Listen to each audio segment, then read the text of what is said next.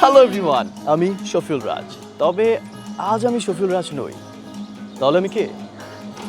ওকে, আজ আমি চলে এসেছি দীপ্ত স্টার হান্টের সিনকের সেগমেন্টে। তুমি কি করে জানলে? কবিতা লেখা হয়ে গেলে পাঠক কিন্তু সেটা ঠিকই খবর পায়, কবি হয়তো তার খবর রাখে না। মানে আজ আমি প্লে করছি ফরহাদ ক্যারেক্টারটি, দীপ্ত টেলিভিশনের অন্যতম জনপ্রিয় ধারাবাহিক মানবিমান। আর এই মানবিমান ধারাবাহিকের একটি গুরুত্বপূর্ণ চরিত্র ফরহাদ। আমি আজ নিজেকে ফরহাদ হিসেবে স্ক্রিনে প্রেজেন্ট করতে চলেছি। গতকাল ব্রিফিংয়ের পর থেকে আমার এই পর্যন্ত আমি এই চরিত্রে ঢোকার জন্য এখান থেকে বেরিয়ে প্রায় 4-5 ঘন্টা হেঁটেছি। একটা অসাধারণ মোমেন্ট ছিল।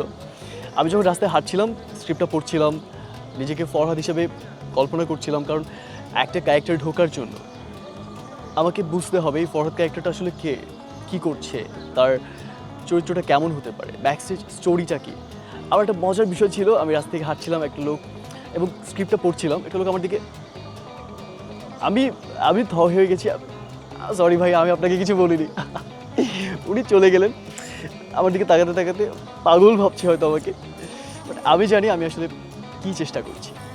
শ্যুটের সময়ে সিনটা যখন নিচ্ছিল আমি আত্মবিশ্বাসী ছিলাম। আমি জাস্ট ভুলে গেছি কোন দিকে ক্যামেরা আছে, কোন দিকে কী আছে। প্রথমে ডিরেক্টরকে একটু সালাম করেছি, কারণ ফার্স্ট টাইম করছি। একটু সে আমি মাটির একটা স্তূপ, সে আমাকে তৈরি করবে, নিজের মতো করে দেখাবে, এটা করো ওটা করো। আমি জাস্ট সেটা ভেবেই চলে এসেছি। তো ওই থিঙ্কিংটাই ছিল মাথায়। এরপর যখন শুরু হলো, আমার জাস্ট প্রবলেম হচ্ছিলো সানের জন্য আমি তাকাতে পারছিলাম না, এতটা রোদ পড়ছিল।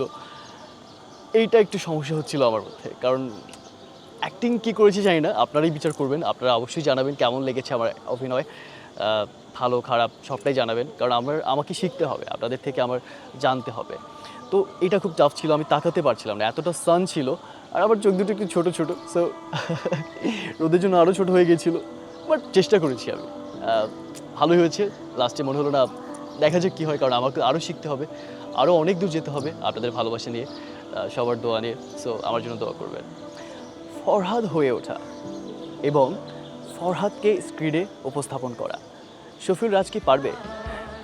জানতে হলে দেখতে হবে দীপ্ত টিভি এবং দীপ্ত ডিজিটাল প্ল্যাটফর্ম। দেখতে থাকুন Deepto star hunt. Thank you so much.